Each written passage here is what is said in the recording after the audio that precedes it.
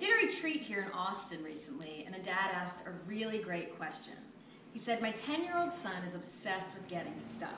He'll want something, get completely fixated on it, save up for it, and then once he gets it, he's on to wanting something else. It's completely driving me nuts. I'm concerned that we're raising someone who can't appreciate what he has, and he'll never be satisfied. Any suggestions? Well, I do have some suggestions. First and foremost, I want to really encourage you not to resist his wanting. His wanting is just a part of his personality. I like to think of it as probably he's just a big dreamer, a thinker, a visionary. He wants more and more and more because he sees potential. So if you can reframe it and think of it that way, sometimes it takes some of that sting or that trigger out of the wanting of things. So that's first. Second, I like to just tell people what you resist persists. So if you're resisting him wanting, it's probably not going to make him want less. It's probably going to only amp up the wanting. So what I would recommend instead is mounting the moving horse. So I'm going to give you a metaphor. I just want you to bear with me. Imagine that there's a horse and it's galloping away and it's running and you're standing there and you need it to go in a different direction. You need to actually get on it and go in a different direction with it.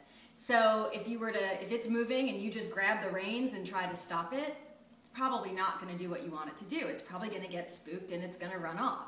So if you were to try to mount the moving horse, you would get in sync, start running along, jump on, and then you'd steer it the way you want it to go.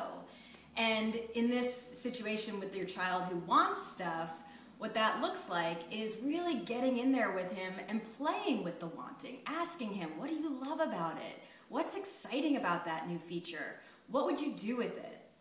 Really get in there, and then the steering is really creating a culture in your family of gratitude. So basically what that means is you and your family really being super appreciative of what you have.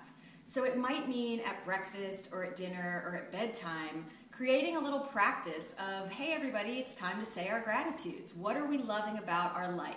And when you share yours, maybe you make maybe you make it really clear that you're really appreciating the non-material things, that you love, your family, and you love all the people who love you, and all these great things that aren't things you would buy.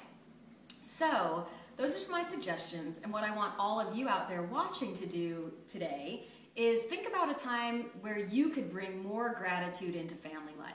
Think about where you would put that gratitude practice into the family. So it might be, again, breakfast, dinner, when you come together as a family in the evening, wherever it is. And what I want you to do is I want you to share that with us. So go down on the blog, in the comments, and let us know when in family life are you going to create your practice of gratitudes. And then come back this week and let us know how it goes, because I'm pretty confident that if you bring more appreciation and gratitude into family life, you're going to start seeing your kids wanting less and being a lot more appreciative of what they already have. So I'll see you next week.